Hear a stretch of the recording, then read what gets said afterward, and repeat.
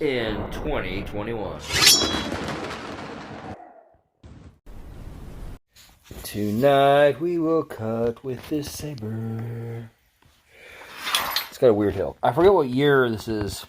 Well, it's a replica by Windlass, but I forget what year British saber this is. But the I think there's normally a crown or some other British emblem here. This is an Indian star. It's made by Windlass years and years ago. Sold through Atlantic Cutlery, and it was, from what I remember, it was an Indian issue of the year, whatever the equivalent year British was, but they had replaced them with the the Indian star there instead of having the British crest. But I bought it at a clearance sale years and years ago, and originally the scabbard was all silver. I painted it black to make it look more nice because it was rather pitted. But originally it actually didn't fit the sword well because it was bent too far this way, right? And so what I did was put it against the wall and stepped on it slightly, and now it fits fine. So I'm glad I didn't mess it up, and I wouldn't have done that with an antique, but there you go. Now, next sword. Saber-like scabbard in steel, but is it curved? No, it's straight. Is it a Waldoon? I don't think we'd call it that. This is a ambidextrous hilt there with a straight blade.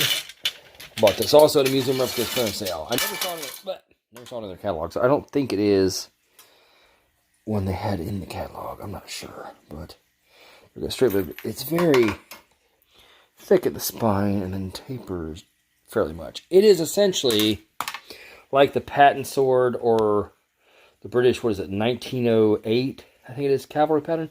It's much like that, but the hilt is in bronze, I assume, because it's very brassy in color. I mean, not brassy, coppery colored. So I assume it's bronze, maybe copper directly, I don't know. But it has a date on there of 1896 pattern. I looked it up one time, and that's whatever. It's what was on essentially all swords. It's pretty hefty. It has a far balance out. So it's much like the later 1908 British pattern sword, in that it's really a skewer. It's kind of too heavy.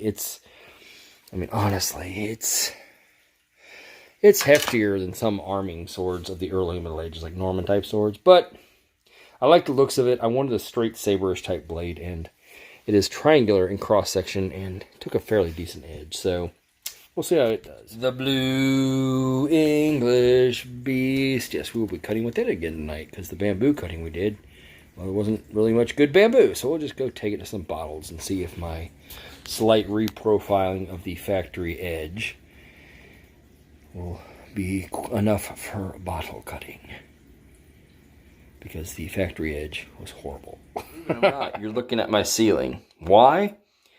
It's the end of the video. No other reason. Hilson, and good night, folks.